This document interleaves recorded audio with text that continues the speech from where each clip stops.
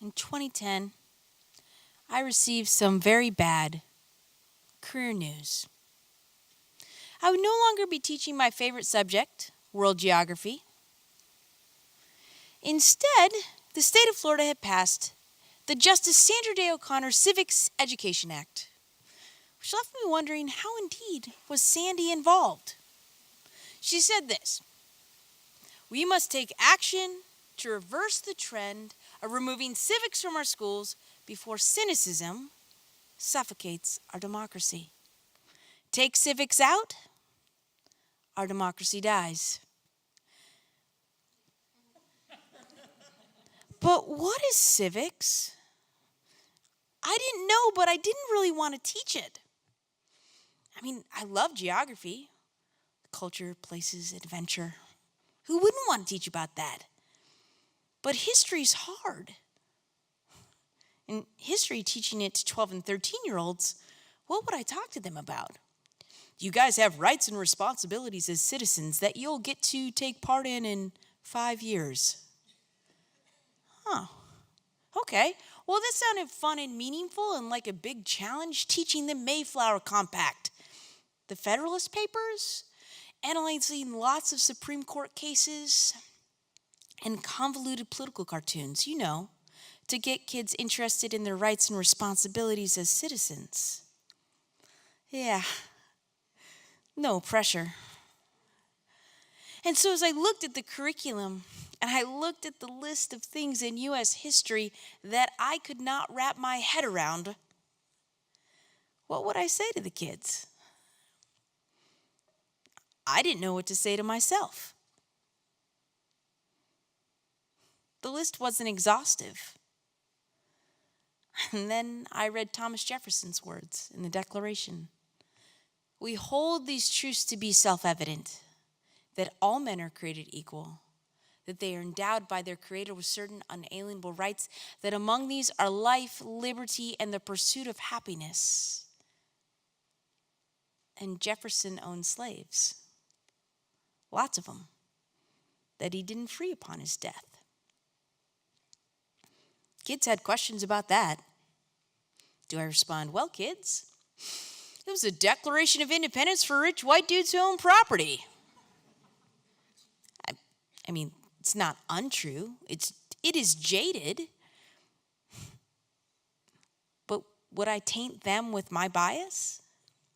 Instead of empowering them to become citizens, would they be limited by the hypocrisy I saw? Would I be like a pastor who's not a believer, getting up to preach the gospel every Sunday? So we have this tension between liberty and equality. These are our ideals that we hold above all others. They're both good, but they are not always compatible. If we only look to liberty or only look to equality, the other will wither. So then where does that leave us? Trying to balance these and teach Jim Crow is not easy. One day we started looking at the Plessy versus Ferguson case, which legalized segregation.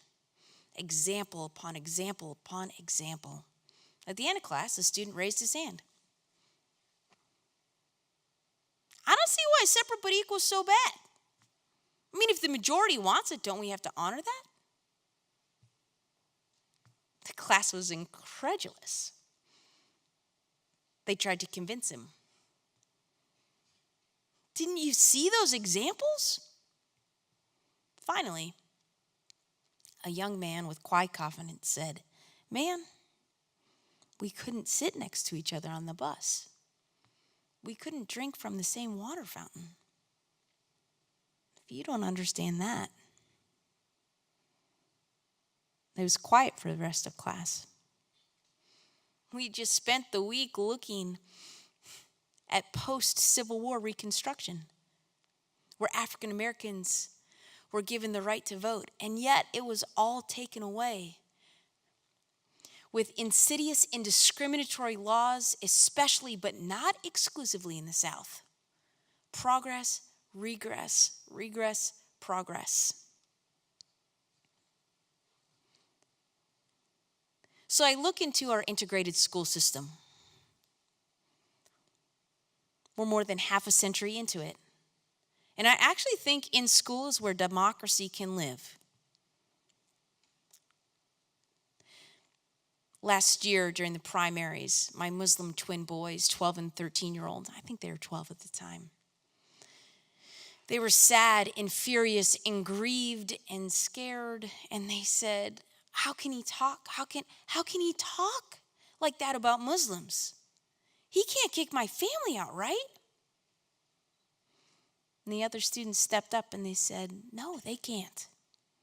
They kick you out, they got to kick us all out. So we moved west as a country, again and again to the Pacific. It is a bloodied, manifest destiny full of some of our worst moral failings, and yet, in that is the very fabric of America. We're never settled. We are ever striving.